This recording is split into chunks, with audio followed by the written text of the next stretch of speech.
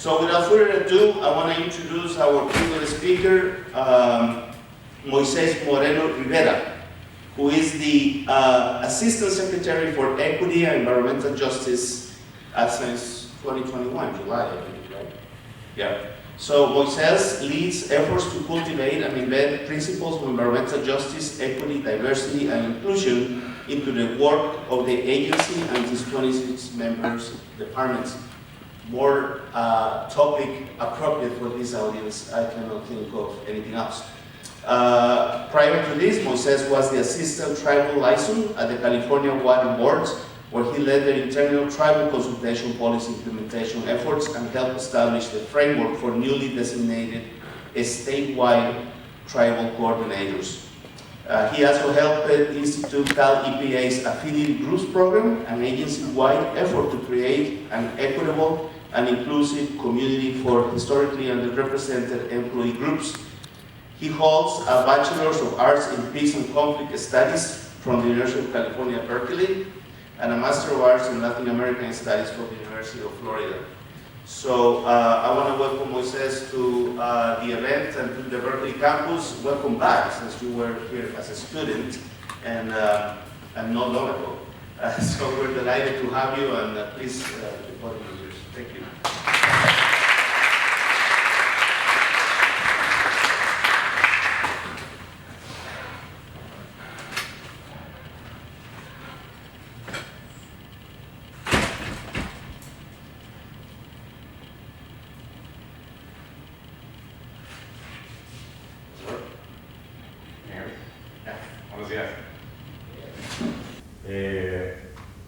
Well, first and foremost, thank you for being here.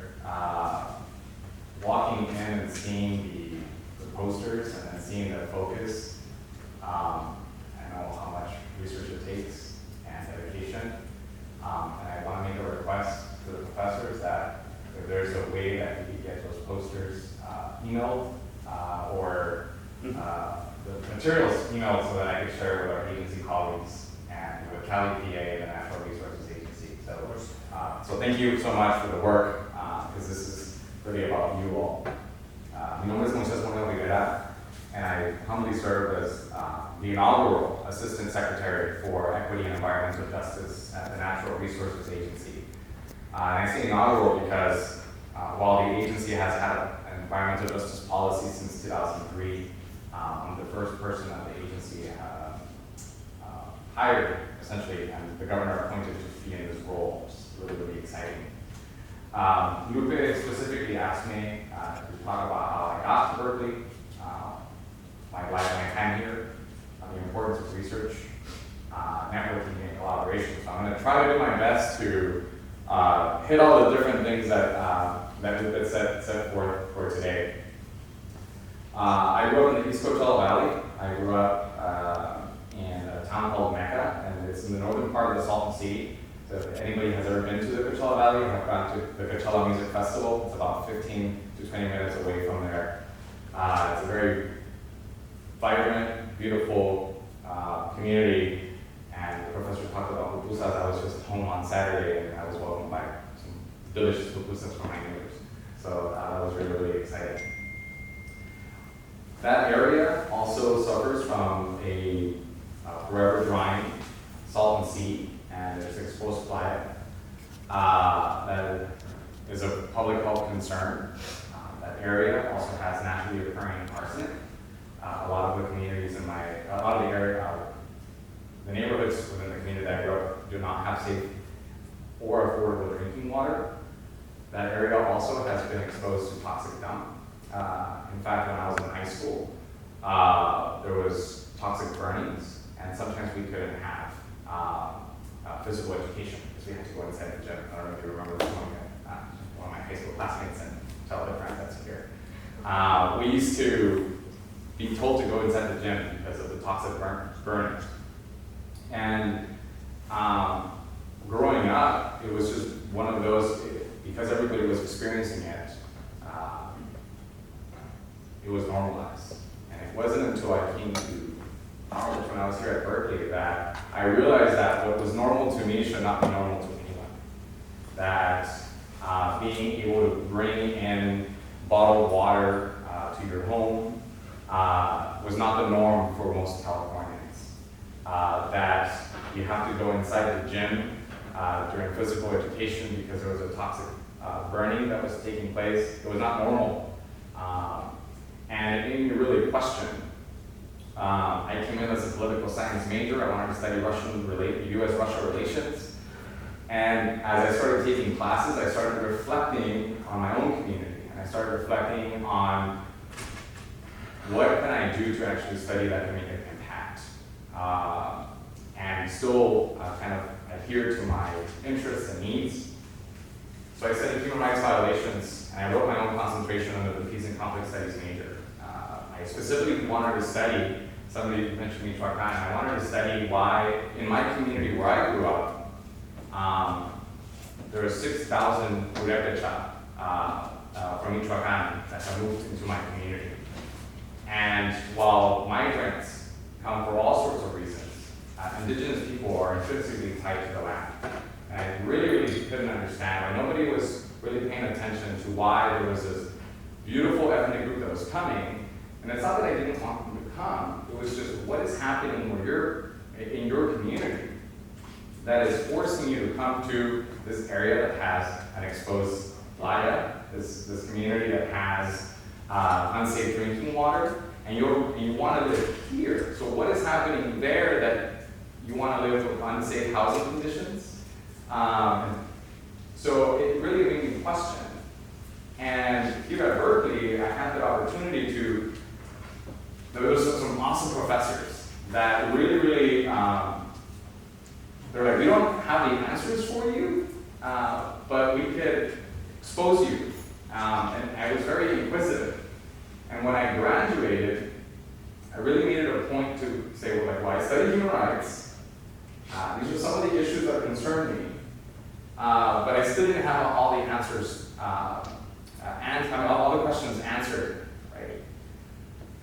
I had the fortune of working for the tribal nation that whose headquarters was across the street from my high school. And then I learned a different set of challenges of why, how settler colonialism had impacted them, and how my world was far apart from theirs, even though we lived right next to each other.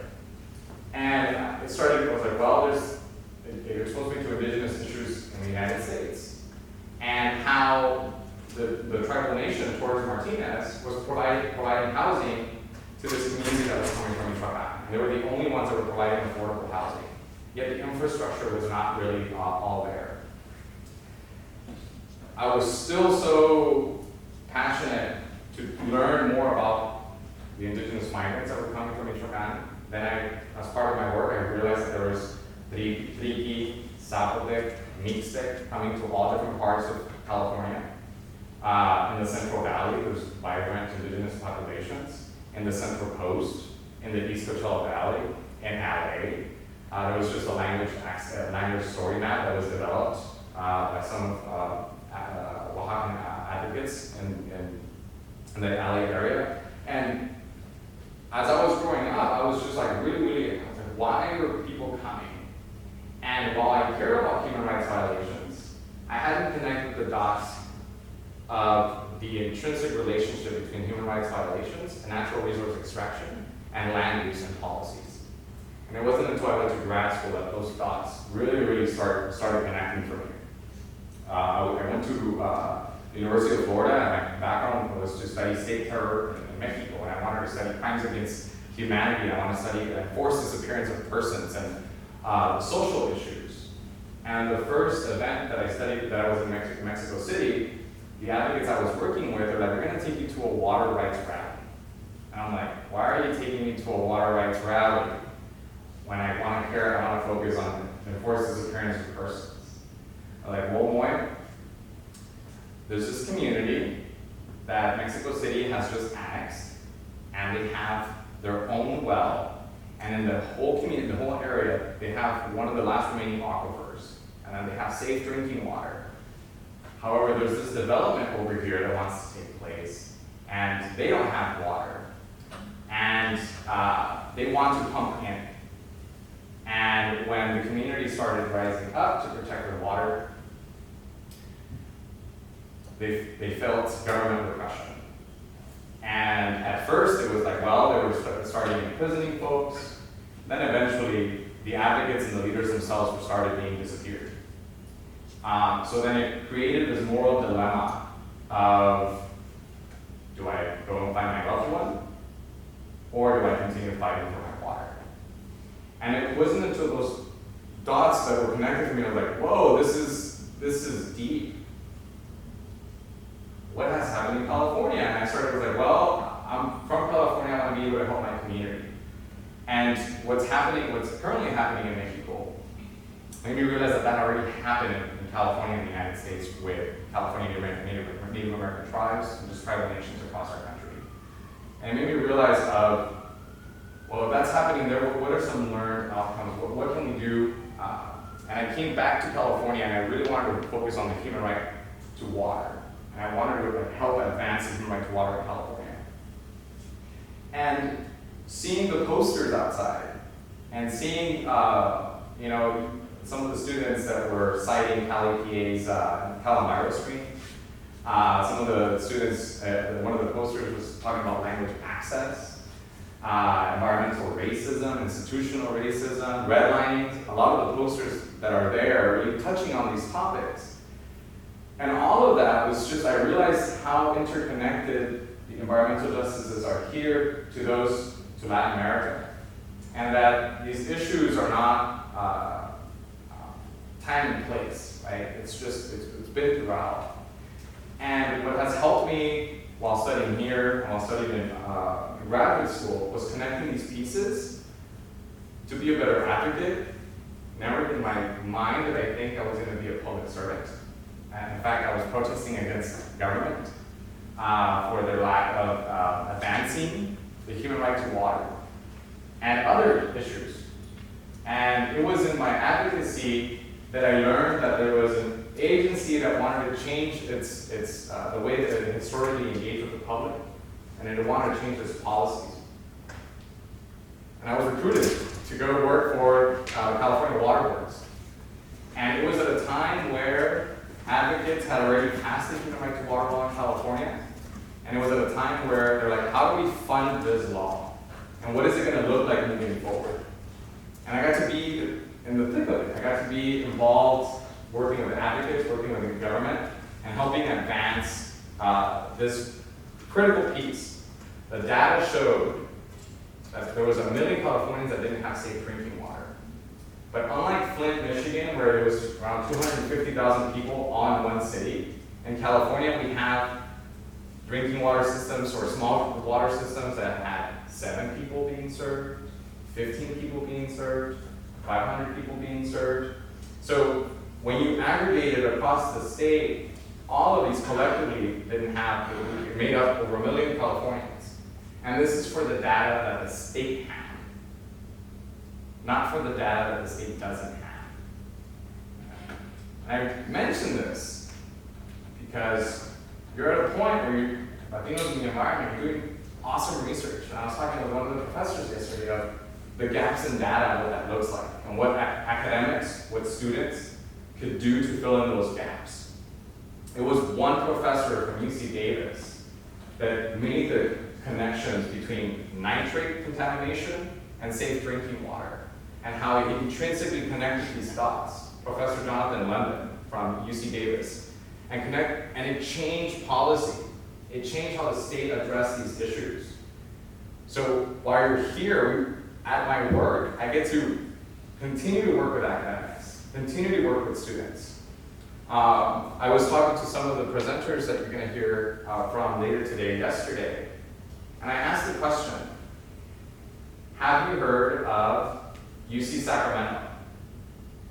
Have you heard of Sea Grants Fellowship? Have you heard from the Capital Executive Fellowships Program? Have you heard of the Civic Sparks Fellowship Program? And the majority, if not all, had not heard of these paid opportunities to be able to take your research and what you've learned and apply it and work with government. I currently have a student in the Capital Fellows Program. She's from University of San Diego, but I've already had students from Berkeley, from UC Santa Cruz, from UC Riverside, who have applied to these opportunities, and they get to work with decision makers on a day-to-day. The reason why I'm here, not only was because I'm invited, but I get invited to a lot of different places, is I didn't know what an internship was until I came to Berkeley. And I was really, really embarrassed that I didn't know what it was. And when I found out, I thought that internships should be free, and that you give your labor because you're learning and somebody's giving you an experience in return. And that you should be humbled to work for free because we're putting this, you get to add this on your resume. And what I shared with the students yesterday was, there's paid opportunities. There's opportunities for you to engage at the highest levels of government. There's opportunities for you to take what you've learned and apply it, right? There's opportunities for the research that you're working on. I saw one of them directly ties language access to CAL FIRE that's there.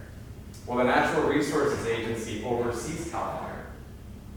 And one of my #1 priorities in our state agency is to advance language access, to be able to connect with communities. That it's not just enough to have information in yet another language, but in plain language. And if it doesn't make sense in plain English, then it wouldn't make sense if you translate it into Spanish or Purépecha or whatever other language that you're using, right? And there's government code that's there to support it. However, when it comes to accessing language access or requesting it, there's all these bureaucratic processes, and we're currently actively working to address what that looks like. One of the things that I just want to share with you today is ask questions. Don't be afraid to ask questions. Don't be afraid to engage with your professors. Don't be afraid to reach out and email government agencies. I just got an email from a high school student from Richmond that said, I have a high school project on social justice that I need to interview a government official that's working on environmental justice. And I saw your position online. I looked at environmental justice, and can I have an interview with you? And can we talk about Cal EnviroStream? Can we talk about data and web-based tools? And I said, of course. Right? Don't be afraid. I know that the bureaucracy of government, the bureaucracies of academic institutions could be very intimidating and could be very, very challenging to say, well, are they going to reply? Was my question dumb? There's no dumb questions. I just want to take this opportunity to also highlight that I'm currently working with a Berkeley student. Adrian has been working with me for these past months, and he's in the Goldman School of Public Policy. And our agency is like, well, Moy, if you're going to jump on this work, how does environmental justice look like for the Natural Resources Agency? What are the policies? How can we advance this work? And I'm like, well, I need the support of, I don't have staff. Our position is new. I need help. And the Goldman School of Public Policy was like, hey, we have an opportunity for you to partner with a student and to help elevate some of the work that the agency is currently working on. We put in a scope, got to interview Adrian, and then he joined us. And Adrian has been really, really instrumental in for us creating the infrastructure and building the internal processes that for the first time in our agency, we're bringing all of our 26 departments together to talk about environmental injustices and how we do not reinvent the wheel and how we kind of work collaboratively so that we have a one agency approach to engaging with the public, that it's not cookie cutter, but rather it's based on best practices, and that we standardize those best practices. So I don't want to take much more time because I really want to listen, and I'm just really excited about the work that you all are all doing. This is the 10th year since I left Berkeley, and I cannot be more thrilled to come back under these circumstances to get to listen to folks that are really, really elevating this work. So I just want to say thank you. Thank you for the work that you're doing. Professor, please send me that information so that I can share it with my colleagues. This is extremely important. So I just want to say thank you.